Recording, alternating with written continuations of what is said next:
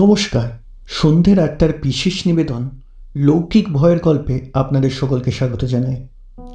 আজ আমরা যার ব্যাপারে গল্প করব সেটি হলো নিশ্চিত ডাক। রাত্রিবেলায় শুয়ে থাকার সময় কখনো কি শুনেছেন হুট করে কোনো চেনা আওয়াজ ডেকে উঠল? আজ সেই নিশ্চিত ডাক নিয়েই তিনজন লেখকের গল্প। গল্পগুলি একই নাম হওয়ার কারণে আমরা গল্পের নাম পরিবর্তন করে বলছি, যাতে গল্পগুলো চিহ্নিত করতে সুবিধা হয়।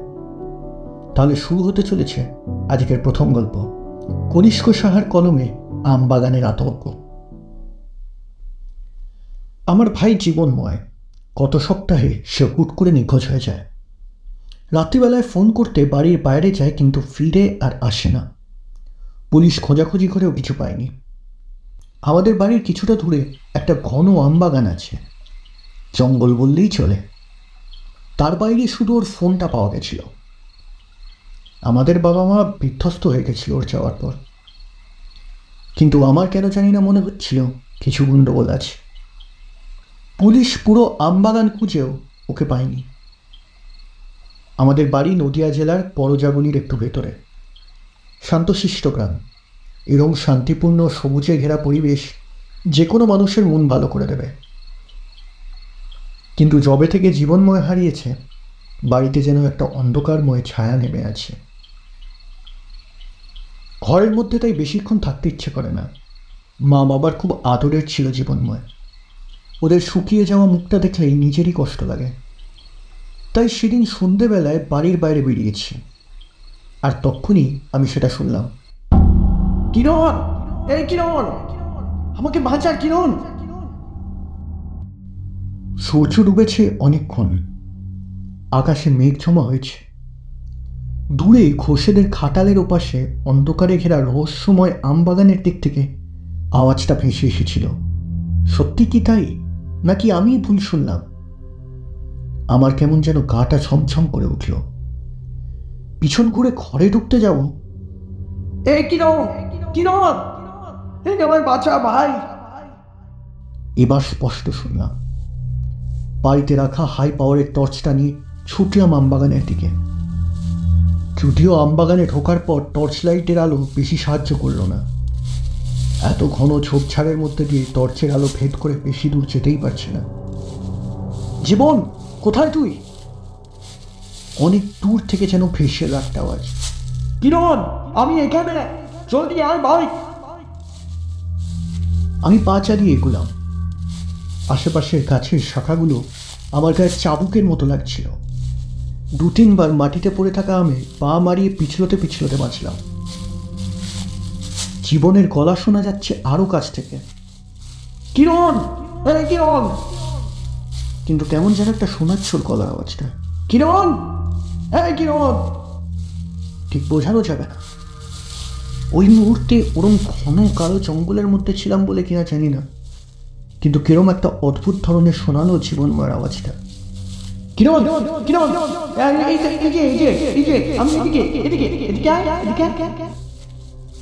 আমি জীবনের আওয়াজ পিছু করে একটি ফাঁকা জায়গায় এসে পৌঁছলাম। আমি পাগলের মতো টর্চের আলো এদিক ওদিক ফেলছিলাম, আর তখনই আমার চোখে পড়ল একটা গাছের গুঁড়ির নিচে পড়ে আছে জীবনময়ের প্রাণহীন কাটা মাথা। তার খোলা মুখ থেকে ভেসে আসছে শুধু একটাই আওয়াজ, এই কিরণ, এদিকে আয়, এদিকে আয়। চিৎকারটা আবার গলাতেই আটকে গেল। সামনের ওই কাটা মাথাটা এবার খিলখিল করে হেসে উঠল। আমি আর এক মুহূর্ত ওখানে দাঁড়িয়ে পিছন ঘুরে দৌড় দিলাম। নিজের পেছন থেকে শুনতে পারলাম জীবনময়ের গলার আওয়াজ, এই কিরণ, কিরণ, এদিকে আয় না। প্রায় 15-20 মিনিট দৌড়ানোর পর নিজের ঘরের আলো দেখতে পেলাম।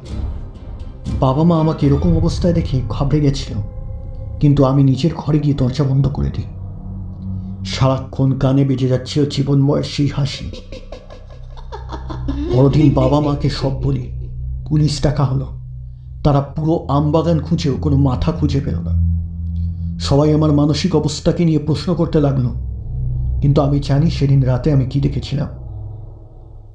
সেদিন বিকেলে কি একটা কাজে বাবা মা জেঠুর বাড়ি গেছিল। ফিরতে রাত হবে বলল। আমি রীতিমতো দরজা জানলা সব বন্ধ করে দিয়েছি। সন্ধে হওয়ার আগেই আমি আর বেরোচ্ছি না বাড়ির থেকে। তখনই দরজার বাইরের থেকে বাবার আওয়াজ, কিরণ, এই কিরণ, একটু বাইরে আয় তো। এতক্ষণ শুনলেন আমবাগানের আতঙ্ক, এবার শুনবেন সঞ্জীব চট্টোপাধ্যায়ের লেখা খোলা ডাব। আজকের গল্পে আওয়াজ দেওয়ার জন্য কেয়া পণ্ডিতকে অসংখ্য ধন্যবাদ। আমরা তখন ক্লাস 7-এ পড়ি। জায়গাটা কলকাতার কাছে হলেও বেশ গ্রাম। পশ্চিমে গঙ্গা, সেদিকে সব মন্দির, বাগানবাড়ি, পাশ পিছলির গলা। পশ্চিম থেকে একটিমাত্র পিচ বাঁধানো রাস্তা পূবে পাশ রাস্তার দিকে চলে গেছে। বাকি সব অলিগলি, গলির গলি, তস্য গলি, পাকা বাড়ি, আবার সেই সঙ্গে ছিল টিন, টালি, খড়ের চালা, বড় বড় গাছ, নিম, তেঁতুল, বট, অর্জুন, জংলা, অবসরবর্তী বাগান। একটা বাগান ছিল, সেখানে কিছু কুল গাছ। আমরা সেখানে শীতকালে কুল চুরি করতে যেতাম। হরিমালি তাড়া করলে দৌড় মারতাম। ধরবে কি করে? আমরা যে ছোট ছিলাম, হরিণের মতো দৌড়াতে পারতাম। কিছু না পেরে হরিদা চিৎকার করে বলতো, সরস্বতী পুজোর আগে কুল খাওয়া, তারা মা কালীকে বলে দেব। সেই সময় একদিন আমাদের বন্ধুমহলে খবরটা রটে গেল, আজ রাতে নিশির ডাক বেরোবে, আজ অমাবস্যা। সেটা কি জিনিস? বিমানই এই গোপন খবর টেনেছিল, সে সব জানে। বিমান বললে, হ্যাঁ, জমিদার অনাদি মল্লিকের এখন তখন অবস্থা, অত বড় বাড়ি, বিষয় সম্পত্তির, ঘোড়ার গাড়ি, তাকে তো সহজে মরতে দেওয়া যায় না। ডাক্তার বুদ্ধি সব জবাব দিয়ে গেছে। তাই এই শেষ চেষ্টা, অন্যের পরমায়ু কেড়ে নিয়ে তাকে বাঁচানো হবে। এক তান্ত্রিক এসেছেন পশুপতিনাথ পাহাড় থেকে। সারা গায়ে তেল সিঁদুর মেখে তিনি রাত 12টার থেকে 2টোর মধ্যে পথে বেরোবেন। হাতে থাকবে জল সমেত মুখ খোলা একটা ডাব। তিনি পল্লীবাসী সকলের নাম ধরে ডাকতে ডাকতে এক এক করে যাবেন। যেই কেউ সাড়া দেবে, অমনি ডাবের খোলার মুখটা টপ করে চাপা দিয়ে দেবেন। অমনি তার প্রাণ ওই ডাবের জলে আবদ্ধ হয়ে যাবে। ওই জল মল্লিক মশাইকে খাওয়ালেই তিনি বেঁচে উঠবেন। আরে মারা যাবে, খুব সাবধান। আজ আমরা সারা রাত জেগে থাকবো। ঘুমের ঘোরে ডাক শুনে সারা দিয়েছিস, তুই মরেছিস। পশুপতিনাথ তান্ত্রিক আমাদের নাম জানবে কি করে? এবার আর লোকই জানিয়ে দেবে। বাড়িতে এসে মাকে চুপি চুপি কথাটা বললাম। বাবা খুব কড়া মানুষ, ভূত প্রেত তন্ত্রমন্ত্র মানেন না। শুধু বললেন, অঙ্ক কষ, অঙ্ক, অঙ্কই জীবন, অঙ্কই ভগবান। আর ওই অঙ্কটাই আমি পারি। যাই হোক, তাই বাবাকে না বলে মাকে বললাম। তাছাড়া মায়ের চেয়ে বড় বন্ধু মানুষের আর কে আছে? মা খুব ভয় পেয়ে গেলেন। মায়ের ছেলেবেলায় এরকম একটা ঘটনা ঘটেছিল। মা এইসব অলৌকিক ব্যাপার খুব বিশ্বাস করেন। সিঙ্গুরে একবার ভুল ভুলাইয়া ভূত মাকে সারা রাত জঙ্গলে ঘুরিয়েছিল। 8 মাইল দূরে মায়ের বাড়ি। মা কিন্তু কিছুতেই পৌঁছাতে পারলেন না। ভুল রাস্তায় সারা রাত চক্কর মারলেন। সব শুনে মা বললেন, আমরা তো জেগে থাকবই, তবে একজনকে নিয়ে আমার ভয়। সে তোর বাবা। যদি জানতে পারে, সারা রাত লাঠি হাতে রাস্তার রকে বসে থাকবে, এলেই পিটিয়ে শেষ করে দেবে। তারপর যা হয় হবে। না জানানোই ভালো। সেখানেও ভয়, ঘুমের ঘরে ডাক শুনে উত্তর দিয়ে দিলেই হয়ে গেল। আমি বললাম, বাবার পাশে আমি তো শুই, জেগেই থাকবো। যদি দেখি উত্তর দিতে যাচ্ছেন, সঙ্গে সঙ্গে মুখ চেপে ধরব। আমাদের রাত জাগার সব পরিকল্পনা প্রস্তুত। বিকেলে বন্ধুদের সঙ্গে গঙ্গার ধারে বটতলায় বসে ওই একই আলোচনা হলো। সন্ধ্যে তখন হব। বাড়ি ফিরে এলাম। চারপাশেরই মধ্যে কেমন যেন থমথম করছে। কালীবাড়িতে অমাবস্যার রাতের পুজোর আয়োজন হচ্ছে দেখে এসেছি। অন্য অমাবস্যায় আমার বন্ধুরা গাওয়া ঘিয়ে ভাজা লুচি ভোগ খাওয়ার লোভে ঠিক হাজির হয়ে যেত। সে রাত 12টাই হোক, 1টাই হোক, আজ আর কোনো বেরোনো টেরোনো নয়। টাইট হয়ে বসে থাকা বাড়িতে। অমাবস্যার রাত অন্ধকার হয় ঠিকই, তবে আজ যেন আলকাতরার রাত। ঘরের জানলায় আকাশটা আটকে আছে, মনে হচ্ছে ওইখানেই শেষ। তারপরে আর কিছু নেই। তারাগুলো যেন আগুনের মতো চলছে চকচক করে। রাস্তাতেও বাচ্চা না তেমন লোক চলাচল নেই। রাত 9টার আগেই সব যেন নিঝুম মেরে গেল। দোকানপাট বন্ধ। মিষ্টির দোকানের পেছনের দিকে ছেঁচা বেড়ার দরজাটা খোলা। মাঠে আলো পড়ছে, মজা পুকুর, কচু গাছের ছোপ। কালো কুকুরটা রাস্তার এক কোণে বসে আছে। এই সবই আমি দেখতে পাচ্ছি আমাদের রান্নাঘরের জানলায় বসে। রাত 10টার সময় মা বললেন, দেখিস পলাশ, আজ এরই মধ্যে ঘুমের শরীর যেন ভারী হয়ে আসছে। তোর কিছু মনে হচ্ছে না? মনে হচ্ছে না আবার? ইতিহাস পড়ছিল, এমন ঢুল ধরল মাথাটা ঠাঁই করে গিয়ে দেওয়ালে ঢুকে গেল। তাই তো এই জানলায় এসে বসে আছি। বুঝতে পারছিস ব্যাপারটা? সারা পাটাকে মন্ত্রের প্রভাবে আচ্ছন্ন করে দিচ্ছে আস্তে আস্তে। কিভাবে করে মা? আমি জানি, খুব একটা উঁচু জায়গায় উঠে বিশাল একটা ধুনুচিতে আগুন জ্বালিয়ে ধুনো দিতে থাকে, তার সঙ্গে মন্ত্র। যেদিকে বাতাস সেই দিকে ধোঁয়াটা ছড়িয়ে পড়তে থাকে।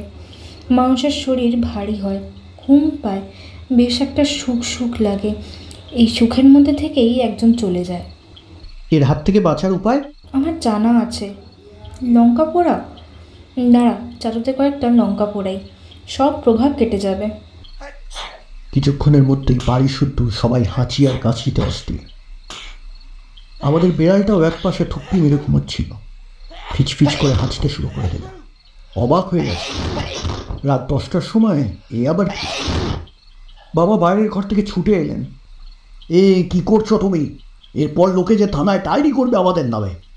মা মুখ গম্ভীর করে একটাই কথা বললেন, যা করছি সবই জীবের মঙ্গলের জন্য। এর যে অমঙ্গল আর কি হতে পারে বলে উদ্দাম কাশতে কাশতে পালিয়ে গেলেন। মন্দিরে অমাবস্যার রাতের পুজো শুরু হয়ে গেছে। কাঁসুর ঘণ্টার শব্দ ভেসে আসছে। রাত 11টার সময় রোজ যেমন আমরা শুয়ে পড়ি সেই রকমই শোয়া হলো। আলো টালো সব নিভে গেছে। এক বিছানায় বাবা আর আমি পাশাপাশি, আর এক বিছানায় মা। দোতলার ঘর, ঠিক নিচেই রাস্তা। গরমকাল, জানলা টানলা সব খোলা। বাবার শ্বাস প্রশ্বাস যেই বড় হলো, মা মশারির ভেতর থেকে ফিসফিস করে রাখলেন, পলাশ, সব ঠিক আছে মা? সাবধান, সজাগ থাকিস। ঠিক আছে মা। বাবা পাশ ফিরলেন। আমরা দুজনেই চুপ করে এলাম। মন্দিরে আরতি শেষ। রাত নিঝুম। কোথাও একটা কুকুরও আজ ডাকছে না।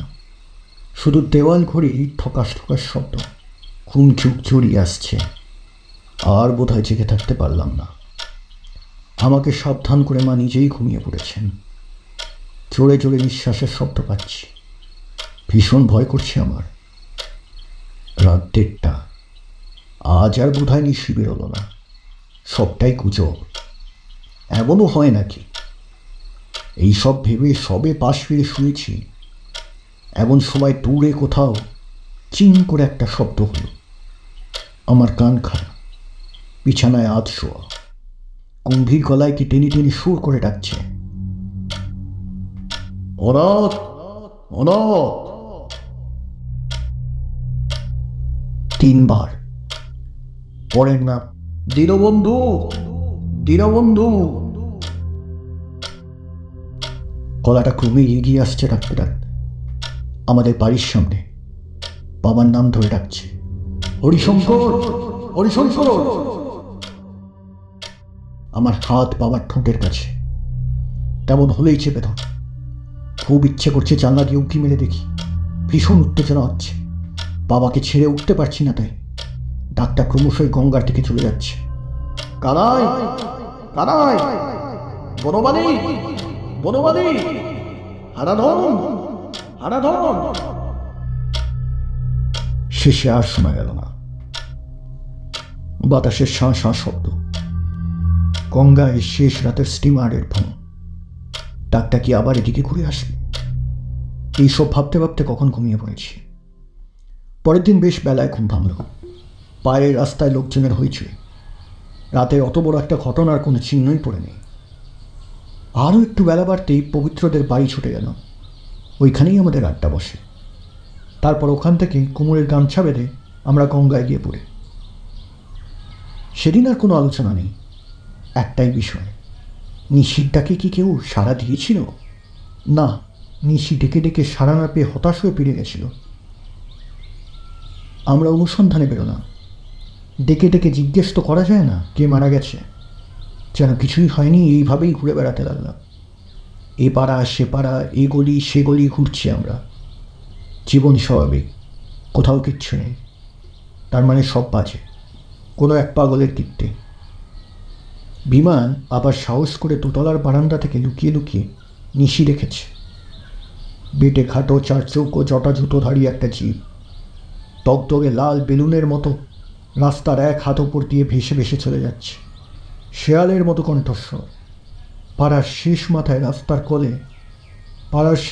রাস্তার কলে দাঁড়িয়ে দুজন কাজের মেয়ে বলা বলি করছে। কুলবাগানের হাড়ু কাল শেষ রাতে হঠাৎ মারা গেছে। রাতে খাটিয়া পেতে দাওয়ায় শুয়েছিল। সুস্থ সবল একটা মানুষ, অসুখ নেই বিসুখ নেই। সকালে দেখা গেল বিছানায় মুড়ে পড়ে আছে। ছায়া আছে, তবে কেমন যেন শুকনো ছায়া। মাঝখানে একটা কুঁড়ে ঘর। খবর পেয়ে কিছু লোকজন এসেছে। খাটিয়ায় চিত হয়ে পড়ে আছে আমাদের হাড়ুদা। চেহারাটা কাগজের মতো ফ্যাক ফ্যাকে সাদা। সবাই বলা বলি করছে হার্ট অ্যাটাক। একমাত্র আমরাই জানি ব্যাপারটা কি। রাত 2টোর সময় মৃত্যুর কণ্ঠস্বর। আদৌ ঘুম আদৌ জাগরণে একটাই উত্তর, যাই। ফপ করে ডাবের খোলা বন্ধ। এখন ভাবি এমনও হয়, কিন্তু তারপরে অনাদি মল্লিক আর অনেকদিন বেঁচে থেকে শেষে আত্মহত্যা করেছে। এতক্ষণ শুনলেন সঞ্জীব চট্টোপাধ্যায়ের লেখা খোলা ডাব। এবার শুনবেন বাংলাদেশের বিখ্যাত লেখক শাহরিয়ার কবিরের নিশির ডাক। পুরনো ঢাকার কাগজি তলায় সামুদের দুর্গের মতো বাড়িটা কে কবে বানিয়েছিল কেউ বলতে পারবে না। এককালে নিশ্চয়ই দেখার মতো ছিল। বহুদিন মেরামত না হওয়াতে বাইরের পলেস্তরা কষে ইট বেরিয়ে গেছে। ছাদের ফাঁকে ফাটলের ভেতর বটগাছ গুছিয়েছে। চাকরদের 6টা ঘরের 3টেরই ছাদ ধসে পড়েছে। সদরের সিংহ দরজার কাছে সিংহের মাথা নেই, আর একটা লেজ আর পেছনের একটা পা খসে পড়েছে। ছিঁড়ি ছাদ বলতে কিছুই নেই। ইংরেজরা এদেশ থেকে যাওয়ার পর সামুদের বড় দাদু হাজি রইসুদ্দিন খান কলকাতার খিদিরপুরের বাড়িটার বদল করেছিলেন ঢাকার কাগজিতলার অক্ষয় কুমার সরকারের এই হারজিরজির বাড়িটার সাথে। পাড়ার লোকেরা বলে অকা সরকারদের বাড়ির বাইরে দেখতে যত খারাপ হোক, কোথায় নাকি 7 ঘোড়া অকবরী মোহর পোঁতা আছে। সরকারদের কোনো এক পূর্বপুরুষ কোম্পানির আমলে ফাঁসুড়েদের সঙ্গে জুটে গিয়ে অনেক পয়সা কামিয়েছিলেন। ফাঁসুড়ে মহলে তার ভারী নামডাকও ছিল। এ বাড়িতেই মরেছিলেন অপঘাতে, যেভাবে নাকি ফাঁসুড়েদের মরণ কপালে লেখা থাকে।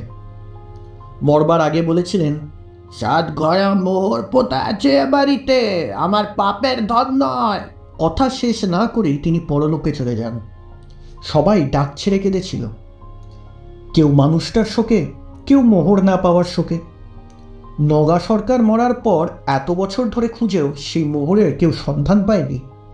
বাড়ি বদলের সময় অকা সরকার সামুদের দাদাকে বলেছিলেন, আমাদের তো পুরনো পাপির বংশ, কেউ লক্ষ্মীর কৃপা পেল না। দেখুন খুঁজে, আপনাদের কপালে যদি থাকে। বড়দের কারো অবশ্য এ নিয়ে খুব একটা উৎসাহ ছিল না। পুরনো বাড়ি নিয়ে কত কিছুই তো বলা হয়। কেউ কথা তুললে শামুর বড় বিবি দাদু বলতেন, এসব হলো 3 তেলে অকা সরকারের বেলা। বললেই হলো 7 ঘোড়া মোহর সত্যি থাকতো যদি, তাহলে এরকম বাড়ি 7 বার ভেঙে 7 বার বানানো যেত। 7 ঘোড়া অকবরী মোহর সোজা কথা নয়। ওইসব উল্টো সিধে বলেই বিটকেল বুড়োটা তোদের বড় দাদুকে ভজিয়েছে। বড়দের উৎসাহ না থাকলেও ছুটির দিনে দুপুরে সবাই যখন ঘুমোতো, ছোটরা দল বেঁধে বেরোতো গুপ্তধন খুঁজতে। 1.5 হাত পুরু পাতলা চৌকো ইটের সুরকি গাঁথা দেওয়ালে লাঠি ঠুকে দেখতো কোথাও ফাঁপা শব্দ হয় কিনা। বাড়ির পেছনে বড় বড় আশ্বাওড়া নিশ্চিন্দা গাছের ফাঁকে ভাট, আকন্দ, বনতুলসী আর লজ্জাবতীর কাঁটা ঝোপের ভেতরে যেখানে পিঁপড়ে পর্যন্ত ঢোকে না, সব খোঁজা হয়ে গেছে। ছোটদাদু একদিন একগাল হেসে বললেন, পেছনের জমিটা ভালো করে খুঁজে দেখিস তো। আমার তো সন্দেহ হচ্ছে ওখানে কিছু থাকতে পারে। সবাই হৈ হৈ করে শাবল কোদাল দিয়ে ঝোপঝাড় সব উপড়ে মাটি খুঁড়তে লেগে গেল। শেষে ছোটদাদু বললেন, দের হয়েছে, এবার আমি ওখানে বেগুনের চারা বুনবো। অকুপরি মোহরের চেয়ে খেতে আশা করি ভালোই লাগবে। শুনে তো ছোটদের কেউ কেউ কেঁদেই ফেলল। বড় বিবি দাদু সান্ত্বনা দিয়ে বললেন, হাবু তোদের বেলাস দিয়েছে, তোরাও অমনি নেচে উঠলি। তোরা অযথা হয়রান হচ্ছিস। 7 গড়া মোহর যদি এ বাড়িতে কেউ পুঁতেও থাকে, 100 বছর পর ওসব কি এক জায়গায় বসে আছে? কখন হেঁটে হেঁটে জোখের কাছে চলে গেছে। জখ যখন চাইবে তখন ওই গুপ্তধনের হতিস তোরা পাবি, তার আগে নয়।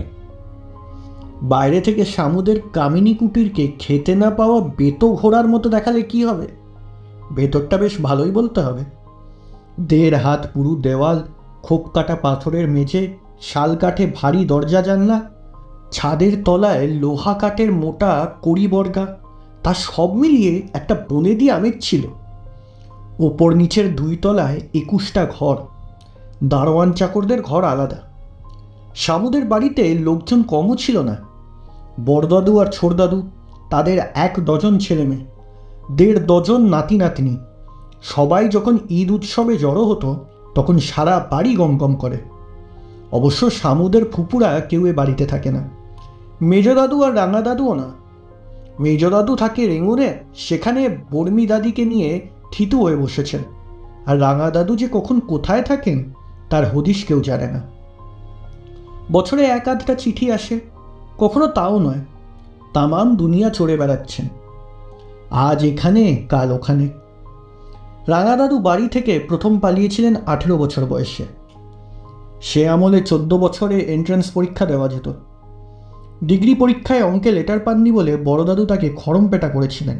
রাগ করে সেই যে বাড়ি ছাড়লেন, এলেন কামিনী কুটিরের বাড়ি বদলের পর। সেও 16-17 বছর আগের কথা। বাড়ির কেউই তাকে চিনতে পারেনি। লম্বা দাড়ি রেখেছেন, আলখাল্লা পরেন, গলায় তসবি, মাথায় লাল রুমি টুপি। চেনার কোনো উপায় ছিল না। বয়স তখন 60-এর কাছে। বললেন, কবে বাঁচি মরি আল্লাহ মালুম, ভাবলাম মরার আগে বংশের বাতিগুলোকে দেখে যায়। বড় বিবি দাদু বললেন, আবার কোথায় যাবে? ঘর সংসার কিছুই করলে না, এবার থিতু হয়ে বসো। একগাল হেসে রাঙা দাদু তখন বলেছিলেন, এত যে খুললাম তবু মনে হয় কিছুই দেখিনি। ভাগ্যিস বড়দা খড়ম দিয়ে মেরেছিলেন, নাইলে আল্লাহর দুনিয়ায় কত কিছু অজানা থেকে যেত। এখনো অনেক কিছু বাকি আছে দেখার। এরপর মাস না পেরোতই একদিন হুট করে চলে গেলেন। নাকি স্পেনে তার কোনো বন্ধু মৃত্যুসজ্জায় স্বপ্নে তাকে দেখতে চেয়েছেন মরার আগে। কী সব জরুরি কথা আছে। রাঙা দাদুর কথা শামুরা বড় বিবি দাদুর কাছে শুনেছেন। ওদের কেউই তাকে দেখেননি। বহু বছর জাহাজে চাকরি করেছেন রাঙা দাদু। বন বিভাগে চাকরি নিয়ে আসামের জঙ্গলে ছিলেন অনেকদিন। কয়েক বছর বিজাপুরে রাজার ছেলের হাউস টিউটর ছিলেন। সেখানে কি এক গণ্ডগোলে ফেঁসে গিয়ে দেশান্তরিত হলেন। বহুদিন কোনো খবর নেই। হঠাৎ এক চিঠি এলো সোমালিয়া থেকে। বড় বিবি দাদু যখন রাঙা দাদুর গল্প বলতেন তখন শামুদের মনে হতো কবে বিয়ে পরীক্ষা দেবে, কবে বড় দাদুর মতো খড়মপেটা পেয়ে বেরিয়ে পড়বে, জাহাজে জাহাজে, বন্দর থেকে বন্দরে, পাহাড়ে, জঙ্গলে আর মরুভূমিতে ঘুরে বেড়াবে। রাঙা দাদু ছিলেন ওদের কাছে আরব্য উপন্যাসের পাতার থেকে উঠে আসা সিন্দবাদের নাবিকের মতো। সেদিন বিকেলে শামুদের কাগজিতলা বয়েজ ক্লাবে ফুটবল ম্যাচ ছিল ধূপখোলার মাঠে। খেলায় 3 গোলে হেরে সন্ধেবেলায় বাড়ি ফিরে সবাই মুখ কালো করে বসেছিল। শামু, মন্টু, হাবুল, ছোটন, এবাড়ির এক বয়সী 4 জনই ছিল দলে। শামুর চেয়ে 3 বছরের ছোট রামু সঙ্গে গিয়েছিল খেলা দেখতে। সে বলল, এই শিকদার বাড়ির ঘটনা তোদের দলে রাখা ঠিক হয়নি দাদা। আমি শুনেছি ওদের কালুকে দলে নিসনি বলে ও ঘটনাকে বলেছে ইচ্ছে করে গোল খাবি। শামু ঠেকিয়ে উঠে বলল, এ কথাটা হাতটা নিয়ে বলতে পারতি না? ঘোতাকে বসিয়ে যোগুকে নামাতাম। ছোটন দাঁত কিরমির করে বলল, সিকদার বাড়ির ছেলেদের এক হাতে দেখে নেব। ঠিক তখনই ওরা দেখল সদর দরজার সামনে রিক্সা থেকে নামলেন এক বুড়ো। সাদা আলখাল্লা পরনে, লম্বা সাদা চুল দাড়ি, ফর্সা গায়ের রং, ঠিক যেন রবীন্দ্রনাথ। চামড়ার একটা সুটকেস হাতে নিয়ে ওদের কাছে এসে মৃদু হেসে বললেন, তোমরা কি বাড়ির ছেলে? ওরা মাথা নেড়ে সায় জানালো। শামু জানতে চাইল, আপনি কার সঙ্গে দেখা করবেন? দেখা তো সবার সঙ্গেই করব। একগাল হেসে বুড়ো বললেন, আমাকে নিশ্চয়ই তোমরা চিনতে পারোনি। চেনার অবশ্য কথাও নয়, শেষবার যখন এলাম তোমাদের কাউকেই দেখিনি। আপনি রাঙাদাদু? সবার চোখ কপালে উঠে গেল। চুমকি আর রামু রাঙাদাদু এসেছে বলে এক দৌড়ে বাড়ির ভেতরে চলে গেল। শামুরা কোনো কথা বলার আগেই বড় বিবি দাদু বেরিয়ে এলেন। আর কোথায় রাঙা? এত বছর পর বুঝে বাড়ির কথা মনে পড়ল। বড় বিবি দাদুকে দেখেই রাঙাদাদু এগিয়ে এসে ওর পা ধরে সেলাম করলেন। বললেন, তোমরা কেমন আছো দাদা? ছোড়দা, হামু এরা সব ভালো আছে তো? কত বছর রেঙ্গুন গিয়েছিলাম, মেজ তারা সব ভালোই আছে। তুমি অনেক বুড়ো হয়ে গেছো দেখছি। 80-র ওপর বয়স হলো, এখন কি আর ছোড়া থাকতে বলিস নাকি? তুইও তো অনেক বদলে গেছিস, ফর্সা হয়েছিস অনেক। কতবার যখন তোকে দেখলাম এত তো ফর্সা ছিলি। শীতের দেশে থাকলে কালো কাফরিও ফর্সা হয়ে যায়, এবার এলি কোত্থেকে? লাজুক হেসে রাঙাদাদু বললেন, তিব্বত গিয়েছিলাম, কি চমৎকার জায়গা। ভেবেছিলাম বেশি দিন থাকবো, তার হলো না। চীনে কমিউনিস্ট রাজ্য হওয়ার পর আমি তৃতীয় বিদেশি যে তিব্বত দেখেছে। নেহাত পিকিং ইউনিভার্সিটির আর্কিওলজির প্রফেসর কুইলান আমার বন্ধু ছিল বলে যেতে পেরেছিলাম। তিব্বতের গল্প পরে শুনবো না হয়, তুই ঘরে আয়, তুই ঘরে আয়, মুখ হাত ধুয়ে চারটি মুখে দিবি আয়। শামুরা মন্ত্রমুগ্ধের মতো রাঙাদাদুর কথা শুনছিলেন। বড় দাদুর বাধা দেওয়াতে ওদের একটু মন ক্ষুণ্ণ হয়ে গেল। রাঙাদাদু ফিরে এসেছেন। এই উত্তেজনা আর আনন্দে ফুটবল ম্যাচ হারার দুঃখ যে কোন ফাঁকে কর্পূরের মতো উবে গেছে কেউ টেরও পেল না। রাতে খাওয়ার পর সবাই রাঙাদাদুকে নিয়ে টানা বারান্দার এক কোণে শতরঞ্জির চাদর বিছিয়ে বসল। রাঙাদাদু অবশ্য বাইরের ঝুল বারান্দায় বসতে চেয়েছিলেন। গায়ে শীত লাগবে বলে বড় দাদু বারণ করলেন বাইরে বসতে। পৌষ মাস সবে শুরু হয়েছে। শীত জাঁকিয়ে না পড়লেও মাঝে মাঝে নদী থেকে উঠে আসা ঠান্ডা বাতাস গায়ে কাঁপুনি ধরিয়ে দেয়। ছোড়দাদু গায়ের আলোয়ানটা ভালোভাবে জড়িয়ে নিয়ে বললেন, রাঙাদা, এবার বুঝি তিব্বত থেকে এলে? রাঙাদাদু মৃদু হেসে সায় জানাতেই শামুর বাবা জানতে চাইলেন, তিব্বতে আগে কোথাও ছিলেন রাঙা কাকু? তিব্বতে আগে ছিলাম সিয়ানে, চীনের সম্রাটের আমলে ওটাই ছিল রাজধানী। পিকিং থেকে গিয়েছিলাম সিয়ান। প্রফেসর কুইলানের ধারণা সিয়ানের মাটির তলায় পৃথিবীর সবচেয়ে পুরনো সভ্যতার হদিশ মিলতে পারে। চুপচাপ ফারসি আলবোলায় তামাক টানছিলেন বড় দাদু। তামাকের গন্ধে বাতাস ভারী হয়ে আসছে। লাজুক হেসে আলবোলার নলে কয়েক টান দিয়ে রাঙাদাদু বললেন, কাল তোমাকে আমি নিজে হাতে তামাক বানিয়ে খাওয়াবো, ইস্তানবুলের রইস লোকেরা যেমন খায়। বড় দাদু হেসে বললেন, সেবার তুই এসেছিলিস পার্টিশনের 1 বছর পর, 16 বছর হতে চলল। এতদিন কোথায় কিভাবে ছিস সব বসবি তো? কয়েকবার তামাকের নলটায় টেনে বড় দাদুর হাতে ওটা ফেরত দিয়ে রাঙাদাদু বললেন, প্রথমে তো গেলাম কার্ডোভা।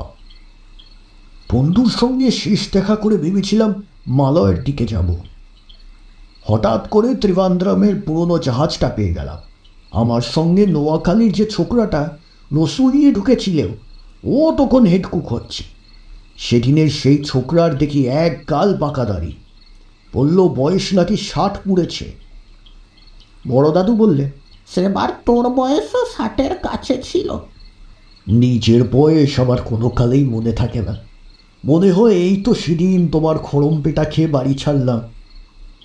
ছোটদাদু বললেন, তোমার নোয়াখালী 60 বছরের ছোকরা তোমায় কি করলো তাই বলো? খড়ম পিঠের কথা অনেক শুনেছি। একগাল হেসে রাঙাদাদু বললেন, আর কি করবে, জোর করে ধরে নিয়ে নতুন ক্যাপ্টেনের সঙ্গে আলাপ করিয়ে দিল। ডাচ ক্যাপ্টেন বলল, চলে এসো আমাদের সঙ্গে, তোমার কথা আমি শুনেছি। উঠে পড়লাম আমার সেই পুরনো জাহাজ। সুদান মিশর ঘুরে আন্দালুসিয়া গিয়ে আটকে গেলাম। কি করব বলো, বাজারে ঘুরছি, হঠাৎ এক টাকসাইটে বড়লোক বুড়ি আমাকে তার ছেলে ভেবে বসল। বুড়ির বয়স 90 পেরিয়েছে, চোখেও ভালো দেখে না। বলে আমি নাকি তার হারানো ছেলে, যুদ্ধে গিয়ে ফিরে আসিনি। বললাম আমি সে ছেলে নই। বুড়ি বলল, বাঁচব না আর কদিন, কোনো কথা শুনছি না, আমার কাছে থাকবে। এই বলে কান্না শুরু। কি আর করি, থেকেই যেতে হলো। বছর 3 পর বুড়ি বেহেশতে গেল। আমাকেও সুযোগ বুঝে নিশি ডাকলো। আবার বেরিয়ে পড়লাম। নিশির কথা রাখো। তবে যে বললে বড়লোক বুড়ির সম্পত্তি কিছু দেয়নি বুঝি? তা কেন দেবে না, সবই তো লিখে দিয়েছি। ও সব সামলাতে গেলে যে থাকতে হতো সেখানে। 3 বছর একটানা এক জায়গায় থেকে এমনিতেই দমবন্ধ হয়ে আসছিল, তার ওপর সম্পত্তি রাখা। ভাগ্যিস নিশি ডেকেছিল। রাঙাদাদুর ঝুলিতে যে কত বিচিত্র সব গল্প ছিল বলে শেষ করা যাবে না। আগে বড় বিবি দাদুর কাছে শামুরা ওর অনেক কথা শুনেছে, তবে শোনা আর দেখার ভেতর যে বিস্তর ফরক, এ কথা বড় বিবি দাদু প্রায়ই বলেন। রাঙাদাদুর গল্প শুনে মনে হয় চোখের সামনে সেসব ঘটছে। স্কুলের বছর শেষের পরীক্ষা হয়ে গেছে, ফল বেরিয়ে গেছে, ক্লাস শুরু হতে 1.5 বাকি। রাঙাদাদু না এলে বুঝি সময়টা মরুভূমি হয়ে যেত। কাহাতক আর পাড়া বেপাড়ায় ম্যাচ খেলার জন্য ছোক ছোক করে ঘুরে বেড়ানো যায়। রাঙাদাদুকে পেয়ে ওরা আকাশে চাঁদ হাতে পেল। রাঙাদাদুর বাগান করার ভারী শখ। বাড়ির সামনে এরকম মরুভূমি বানিয়ে রাখার কোনো মানে হয় বলে বদনার বাপকে মাটি কোপাতে লাগিয়ে দিলেন। বদনার বাপকে রাঙাদাদু চন্দন কাঠের 1 ছড়া তসমি দিয়েছেন, তাতেইও আত্মহারা। রাঙাদাদুর মুখ থেকে কথা বেরোতে পারে না। বদনার বাপ সঙ্গে সঙ্গে কাজে লেগে যায়। বাগান কোপানো দেখতে দেখতে একদিন শামু বলল, রাঙাদাদু, এ বাড়িতে যে 7 ঘরা আকবারি মোহর লুকানো আছে তুমি কিছু জানো? রাঙাদাদু কাষ্ঠ হেসে বললেন, হ্যাঁ, গতবার যখন এসেছিলাম তখন তোদের বাপ চাচাদেরকে যেন বলেছিল। ছোটন বলল, বড় বিবিটা তো বলেছে ওসব নাকি জখের কাছে চলে গেছে। ঠিকই বলেছে, ফাঁসুরেদের লুটের ধন, কত রক্ত, কত অভিশাপ ওসবের গায়ে লেগে আছে। ওসব কি চুপচাপ পড়ে থাকার জিনিস? হাবুল বলল, বদনার বাপ যেভাবে মাটি খুঁড়ছে, হঠাৎ যদি ঢং করে একটা শব্দ হতো। হলেই বা কি? শুকনো গলায় রাঙাদাদু বললেন, তোমরা কি ভাবছ ওসব পাপের থন কেউ স্পর্শ করতে পারবে? নাকে মুখে রক্ত উঠে পড়তে হবে। সেদিন রাতে রাঙাদাদু বললেন, তিনি যখন বিজাপুরে রাজার ছেলেকে পড়াতেন তখন রাজার দেওয়ান এরকম গুপ্তধন খুঁজে পেয়েছিলেন। ওসব যে জখের নজরে পড়েছে দেওয়ান জানতই না। বাড়িতে এনে তোলার 7 দিনের মধ্যে দেওয়ান নির্বংশ হয়ে গেল। যেখানকার জখের ধন আবার সেখানেই চলে গেল। গোটা দেওয়ান বাড়ির শানো শওকে তো কিছু রইল না। বুড়ো দেওয়ান মরার পর ওটা হানাবাড়ি হয়ে গেল। অত রাতে দেখেছেন সাদা শাড়ি পরা দেওয়ানের বড় বউ অন্ধকারে সিঁড়ির বারান্দায় বসে ইনিয়ে বিনিয়ে কাঁদছেন। রাঙাদাদুর কথা শুনে সবার গায়ে কাঁটা দিল। পেছনে বসেছিল বদনার বাপ। আওয়াতুল কুরসি সুরা পরে বুকে 3 বার ফুঁ দিল। বলল, বড় দিদি আম্মার কতদিন কইছি এ বাড়ির ছাদে আই সাদা কাপড় হিন্দা মাইয়া মানুষ দেখিছি, বিলাপ করি কান্দে। শামু বলল, সন্ধ্যার পর তোমার কোনোদিন হুঁশ থাকে নাকি বদনার বাপ? চৌধুরীর বাড়ির দেওয়ানের সঙ্গে রোজ বুঝি আফিমের গুলিও খাও নাকি? রাঙাদাদু বললেন, এসব পুরনো বাড়িতে অনেক কিছুই থাকতে পারে। আমাদের পীর বংশ বলে ওরা কোনো ক্ষতি করতে পারে না, না হলে নিশি আমাদেরকে ডেকে নিয়ে কবে মেরে ফেলত। নিশি কাকে বলে দাদু? নিশি দেখতে কেমন হয়? নিশি ডাকলে কি হয়? ছোটরা সবাই রাঙা দাদুর উপর হামলে পড়ল। রাঙা দাদু হেসে বললেন, নিশি ডাকলে কি হয় আমাকে দেখে বুঝছিস না? নিশি যাকে একবার ডেকেছে সে যদি কপাল গুনে কখনো বেঁচেও যায়, ঘরে তার আর মন বসে না, চিরদিনের মতো ঘর ছাড়া হয়ে যায়। নিশির জন্য আমার সংসার হলো না। এই বলে দীর্ঘশ্বাস ফেললেন রাঙা দাদু। তারপর আপন মনে বললেন, নিশি দেখতে কেমন কেউ বলতে পারে না, যারা দেখেছে তারা সঙ্গে সঙ্গে মরে গেছে। নিশি কেমন করে ডাকে দাদু? কেমন করে আবার কি? শুকনো গলায় রাঙা দাদু বললেন, মানুষের গলায় ডাকে। মাঝ রাত্রিরে ওদের ডাকে ঘুমের ঘোরে মানুষ উঠে বসে, তারপর ঘর থেকে বেরিয়ে যায়।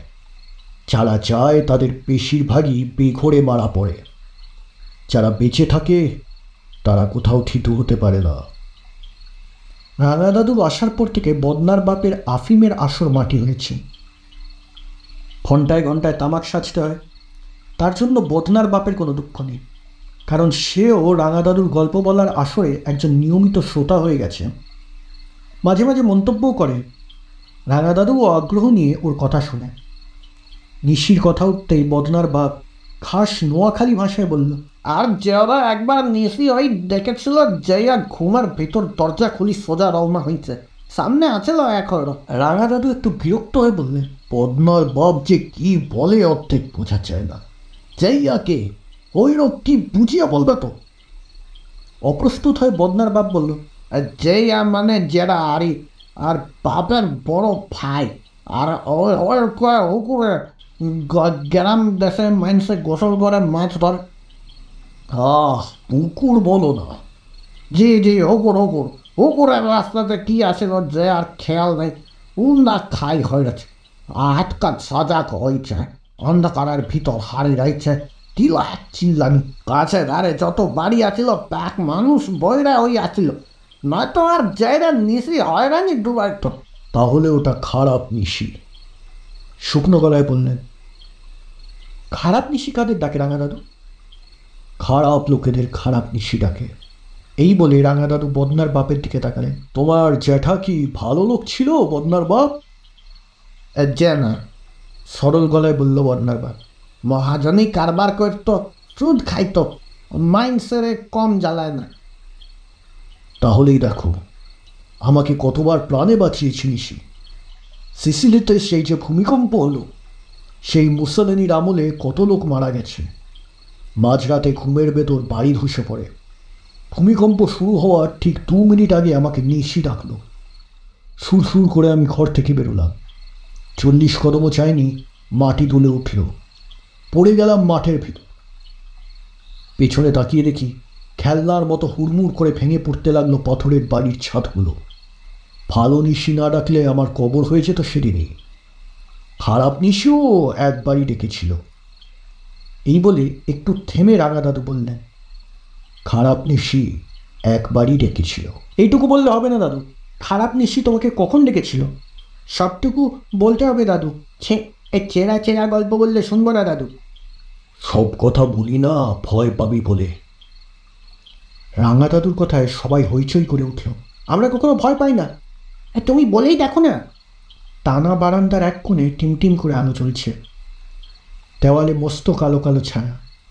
নদী থেকে উঠে আসা কনকনে বাতাসের মাঝে রাঙা দাদুর লম্বা রুপলি চুল আর দাড়ি এলোমেলো করে যাচ্ছিল। চারপাশে অম্বুরি তামাকের মিষ্টি গন্ধ। এ বাড়িতে আসার পরদিনই রাঙা দাদু বদনার বাপকে সঙ্গে নিয়ে খুঁজে খুঁজে বেগম বাজারে গিয়ে জাফরানের গন্ধমাখা খাঁটি আম্বুরি তামাক কিনে এনেছেন। নকশা করা পেতলের ডাবায় কতটা জলের সঙ্গে কিছুটা গোলাপ জল মিশিয়ে কী করে কলকেতে তামাক সাজতে হয় বদনার বাপকে সব শিখিয়েছেন। গল্পের গন্ধ পেয়ে বদনার বাপ বিগলিত হয়ে বলল, ওকার হানি বদলাই দিমুনি।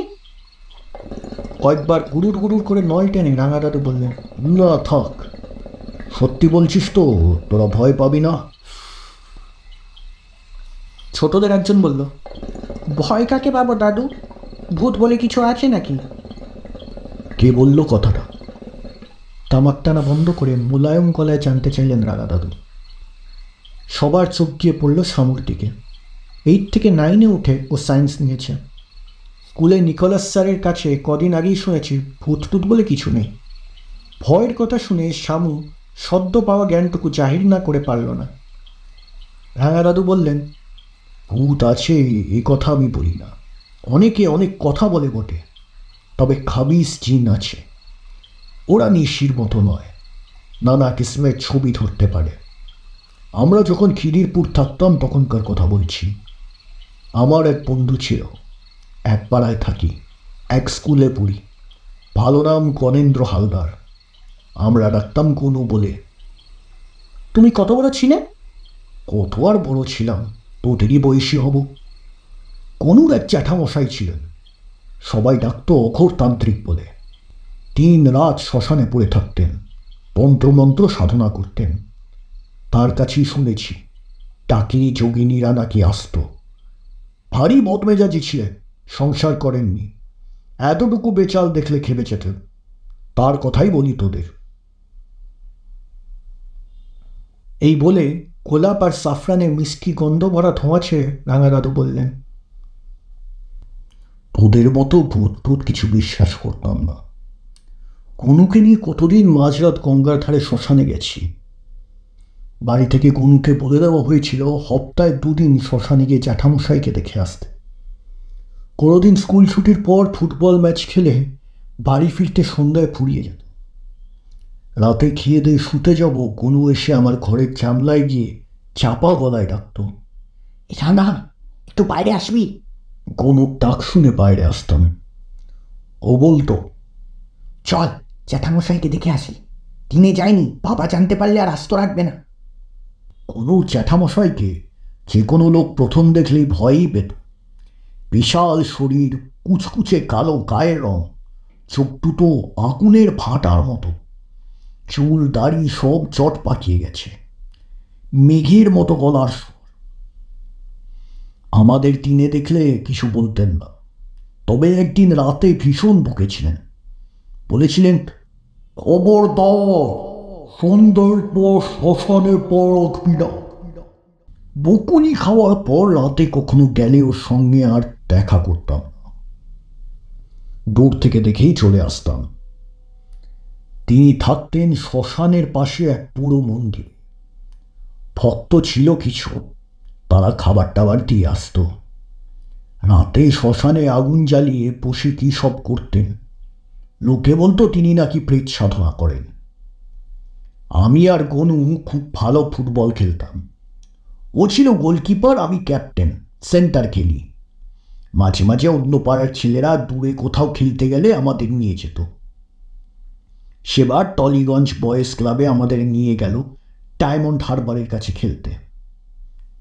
বলল রাতে ভোজ হবে, তার ওপর 5 টাকা করে দেবে যদি জিততে পারি।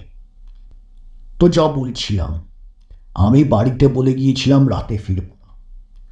গনুর অবশ্য সুবিধেই ছিল, ওদের বাড়ির সবাই সেবার গয়া না কাশি গিয়েছিল কৃপলক্ষ্মী। বাসে করে গেলাম 6-7 মাইল দূরে এক অজপাড়া গায়ে। কোনো জমিদার নাকি রূপোর কাপ দিয়েছে তার মায়ের নামে। ভবতারিণী না Jagattarini silver cup football tournament. আমাদের বলা হয়েছিল কিশোর ফুটবল টুর্নামেন্ট। খেলতে গিয়ে দেখি আমাদের অপোনেন্ট প্লেয়ারদের বয়স 20-22-এর নিচে নয়। সবার গোঁপ দাড়ি গজানো মুখ, পা ভর্তি লোক, দেখতেও সন্ধ্যার মতো। খেলা শুরু হওয়ার আগেই ওদের ক্যাপ্টেন এসে কানে কানে বলে গেল, যদি বেকায়দায় মল মেরেছিস বলে তোদের মুন্ডু দিয়েই পরে ফুটবল খেলব। শুনে আমার তো হাত পা ঠান্ডা। ওদের পাশের গায়ের লোকেরা আমাদের সাপোর্ট দিচ্ছে। টালিগঞ্জের ক্যাপ্টেন এসে বলল, সাপোর্টাররা কীরকম দেখেছ তো, ঠিক মতো গোল দিতে না পারলে আস্ত শরীর নিয়ে বাড়ি ফেরা যাবে না। খেলা শুরু হলো। বনু বলল, ঠিক মতো খেলে যা, খেলা শেষ করেই পালাবো, রাতে এখানে আর থাকবো না। পালালাম ঠিকই, তবে খেলা শেষ হওয়ার আগেই। খেলতে নেমে সন্ধ্যাগুলোর লাথি গুঁতো খেয়ে মেজাজ খারাপ হয়ে গেছিল। আধ ঘন্টার ভেতর 2টো গোল দিয়ে দিলাম। তারপর শুরু হলো মারপিট। 2 দলের সাপোর্টার, প্লেয়ার, রেফারি কেউ বাদ, যে যাকে হাতের কাছে পাচ্ছে পেটাচ্ছে। সবাই ছুটোছুটি করছে, হতভম্ব হয়ে দাঁড়িয়ে আছে। এক সময় হাত ধরে এক হ্যাচকা টান। অনু বলল, প্রাণে বাঁচতে চাই এখনই পালা। চোখের পলকে দুজনে মাঠ থেকে হাওয়া। মাইল দুয়েকের মধ্যে একরকম দৌড়েই চলে এলাম। তারপর গঙ্গার ধার দিয়ে হাঁটতে থাকলাম। তখনও সন্ধ্যা হয়নি, ভাদ্র আশ্বিন মাস হবে।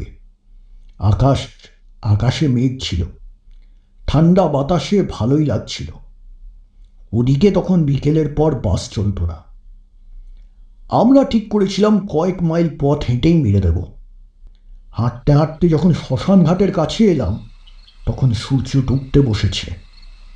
গনু বলল, চল জ্যাঠামশাইকে দেখতে চাই। বাবা নেই বলে কাল আসার কথা মনেই ছিল না। গঙ্গার ধারে মস্ত বড় শ্মশান। ওদিকে তখন জনবসতি অত ছিল না।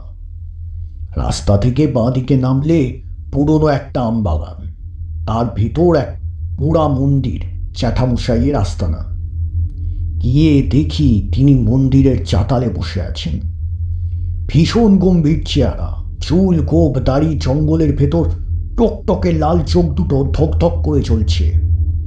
আমাদের দেখে ভীষণ রকম চমকে উঠল, ধমক দিয়ে বললেন, অসময় কেন এসেছিস? সাহস তো কম নয়। ঘনা তো নয়, যেন বাজ পড়ল। কোনো ঠোক গিলে বলল, কাল আসতে পারিনি তাই। ওর কথা শেষ না হতেই আবার ধমক, কাল আসতে পারিসনি বলে আজ আসবি? আজ যে অমাবস্যা, সে খেয়াল আছে? ওরা সব আজ আসবে। ভালো চাস তো এক্ষুনি চলে যায় এখান থেকে। কারা আসবে জিজ্ঞেস করার আর সাহস হলো না। দুজনে পা চালিয়ে চলে এলাম শ্মশান থেকে। গনু বেশ ভয় পেয়েছিল। বলল, জ্যাঠামশাইকে আজ কেমন যেন লাগছিল। কখনো এভাবে ধমক দিয়ে আমার সঙ্গে কথা বলেনি। আমারও খুব খারাপ লাগছিল। সূর্য ডোবার সময় এটা তো শ্মশান ঘাটে আর পুরা মন্দির মনে হয়েছিল এ পৃথিবীর বাইরের কোনো জগৎ। কেউ সেখানে ছিল না, অথচ সারাক্ষণ মনে হচ্ছিল কারা যেন আমাদের দেখছে। হেঁটে হেঁটে বাড়ি ফিরতে বেশ রাত হয়ে গেল। আমাদের গলির মুখেই ছিল হালদার বাড়ি। কনু বলল, আজ রাতটা আমার সঙ্গে থেকে যা, একা একা কেমন যেন ভয় করছে। আকাশে তখন থেকে বিদ্যুৎ চমকাচ্ছে। একটা গুমোট অন্ধকার চারিদিক থমথম করে রেখেছে। পাড়ার কোনো বাড়িতে আলো নেই। রাস্তার টিমটিমে গ্যাসের আলো থাকা না থাকা একই। কনুর কথা শুনে ওর জন্য মায়া হলো। বললাম, ঠিক আছে, থাকবো তোর সঙ্গে। বাড়িতে বলে এসেছি রাতে ফিরবো না। আমাদের পাড়ার সবচেয়ে বনেদি বাড়ি ছিল গনুদের নিকুঞ্জ ভিলা। অনেক জায়গা জুড়ে উঁচু পাঁচিল দিয়ে ঘেরা। হেন ফলের গাছ নেই যা ওর বাড়িতে ছিল না। এত পুরনো সব গাছ দিনের বেলাতেই গা ছমছম করতে একা ঢুকতে। বাড়িতে ঢুকে গনু রাধুনে ঠাকুরকে ডেকে খাবার দিতে বলল। বুড়ো ঠাকুর থাকতো বাড়ির থেকে বেশ কিছুটা দূরে পাঁচিলের ধারে একটা ঘরে। ও ছাড়া বাড়িতে সেদিন আর কেউ ছিল না। খেয়ে উঠে সদর দরজা ভেতর দরজা সব বন্ধ করে গনুর ঘরে ঢুকলাম। এমন সময় শুরু হলো প্রচণ্ড ঝড়। খটাস খটাস করে জানলার কপাটগুলো বাড়ি খেতেই উঠে ওগুলো বন্ধ করে দিলাম। ঝড় ও বাতাসের শব্দ একটু কমল। গনু বলল, ইস, এই ঝড় বাদলায় জ্যাঠামশাই একা শ্মশানে পড়ে আছে। ওর কথা শুনে আমারও খারাপ লাগলো। তবু বললাম, বৃষ্টির সময় কেউ শ্মশানে যাবে না, তিনি নিশ্চয়ই মন্দিরে থাকবেন।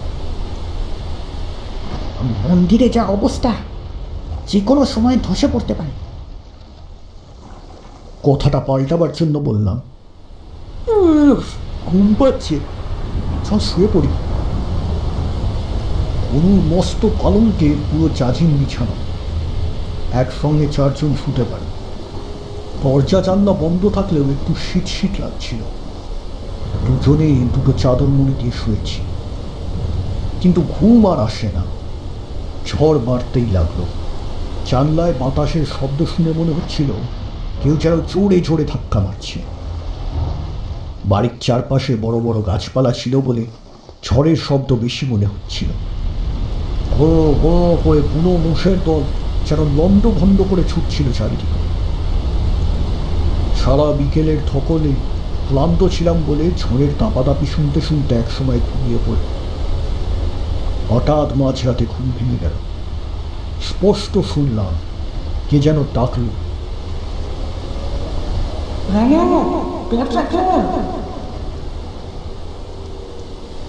বাইরে তখনও ঝড়ের তাণ্ডব চলছে, বৃষ্টিও হচ্ছে। একটু পর আবার শুনলাম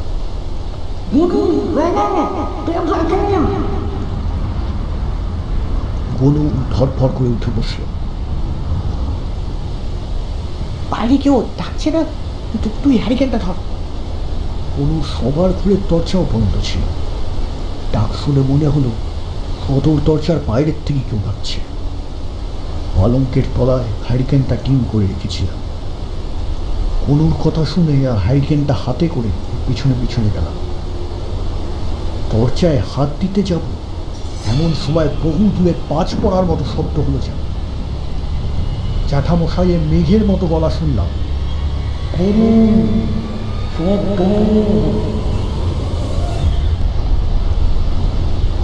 ঝড়ো বাতাসের ভেতর স্পষ্ট শুনতে পেলাম। হ্যারিকেনটা আমি উঁচু করে তুলে ধরেছিলাম। জ্যাঠামশাইয়ের গলা শুনে এমনি চমকে গেলাম। হাত থেকে হ্যারিকেনটা পড়ে নিভে গেল। কোনো দরজা খুলতে পারল। ভয় কাঁপতে কাঁপতে ফিস ফিস করে বলল, জ্যাঠামশাইয়ের গলা শুনেছিস তুই? ঠিক তখনই আবার সদর দরজার বাইরে থেকে গনুর বাবার গলা শুনলাম।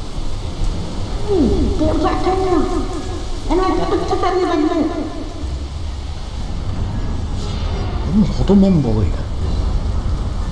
বাবা ডাকছে বলেই আবার যেই দরজা খুলতে যাবে তখনই আবার জ্যাঠামশাইয়ের গলা শোনা গেল।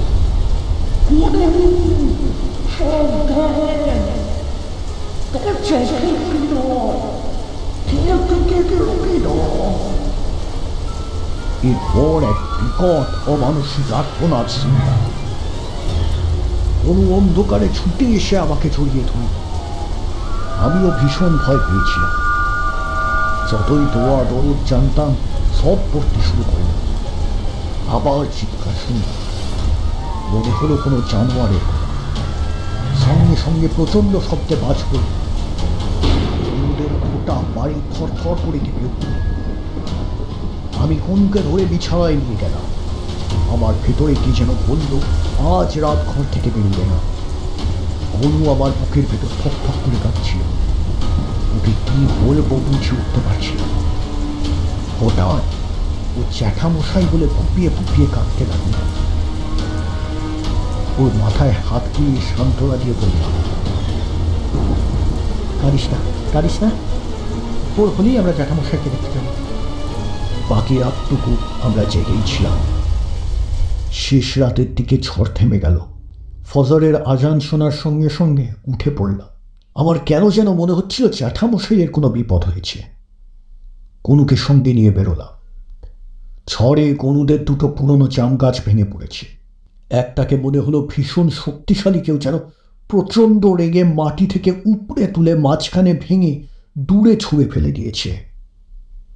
অবাক হয়ে গেলাম গনুদের বাড়ির বাইরে এসে। বাড়ির ভিতরে বাগান ঝড়ে তছনছ হয়ে গেছে, অথচ বাইরে ঝড়ের কোনো চিহ্ন নেই। ভাঙা ডালপালা দূরে থাক, পাতাও খসে পড়েনি কোথাও। এ কেমন ঝড়! অজানা আশঙ্কায় বুকটা ঠিক ঠিক করতে লাগলো। রাস্তার দুপাশে কোথাও ঝড়ের কোনো নামগন্ধ নেই। শ্মশানের কাছে এলাম। আশেপাশে লোকালয় না থাকায় শ্মশান ঘাটে লোকজনের ভিড় দেখলাম। এবার আমাদের অবাক হবার পালা। শ্মশানের পাশে পুরনো আমবাগানটা প্রচণ্ড ঝড়ে লণ্ডভণ্ড হয়ে গিয়েছে। ভিড়ের কাছে যেতে কে যেন বলল হালদার বাড়ির ছেলে এসেছে। এক বুড়ো এসে গনুকে জড়িয়ে ধরে ভেউ ভেউ করে কাঁদতে লাগলো। অঘোর বাবা আমাদের ফাঁকি দিয়ে চলে গেলে। একজন ভিড় সরিয়ে আমাদের ভিতরে যেতে দিল। দেখলাম মন্দিরের চাতালে জ্যাঠামশাইকে সাদা চাদর দিয়ে ঢেকে রাখা হয়েছে। একজন চাদর সরিয়ে দিল। তার সারা পা কাদা মাখা, চুল দাড়ি সব ভেজা। লোকজন বলা বলি করছিল, এ কেমন অদ্ভুত জ্বর, কখনো দেখিনি। কোথাও গাছের কুটোটি নড়ল না, অথচ এখানে সব একাকার হয়ে গেল। একজন বলল, মাঝরাতে অঘোর বাবার গলা শুনেই বুঝি ভয়ঙ্কর কিছু একটা ঘটেছে। বহু বছর আগে এরকমটি শুনেছিলাম। কনু আমাকে জড়িয়ে ধরে হাউ মাউ করে কেঁদে উঠল। কাঁদতে কাঁদতেই বলল, আমাকে বাঁচাতে গিয়ে জ্যাঠামশাই বলে গেলেন। অন্যরা কেউ ওর কথা বুঝল না, ভাবল শোকে ওর মাথার ঠিক নেই। আমি ছাড়া আর কেউ জানল না কনুর কথায় এতটুকু মিথ্যে কথা ছিল না। সেই রাতে আমাদেরকে নিশি ডেকেছিল। পেরুলে নির্ঘাত মারা পড়তাম। জ্যাঠামশাই বাধা দিয়েছিলেন বলেই ওর ওপর ওদের রাগ হয়েছিল। কনুকে সাবধান করতে গিয়ে নিজে বোধহয় অসাবধান হয়ে পড়েছিলেন, যে জন্য ওনাকে বেঘরে প্রাণ দিতে হলো। অবশ্য এসব মানুষের মৃত্যু এভাবেই হয়। এই বলে একটা দীর্ঘশ্বাস ফেলে শামুদের দিকে তাকিয়ে থাকলেন। ভয় না পাওয়া বীর পুরুষরা একে অপরের গায়ের সঙ্গে গা লাগিয়ে ভয় সিটিয়ে আছে। শেষ হলো আজকের গল্প। আপনাদের গল্পটি কেমন লাগলো সেটা অবশ্যই লিখে জানাবেন। গল্পটি ভালো লেগে থাকলে লাইক করবেন, চ্যানেলে নতুন হলে সাবস্ক্রাইব করবেন। ধন্যবাদ।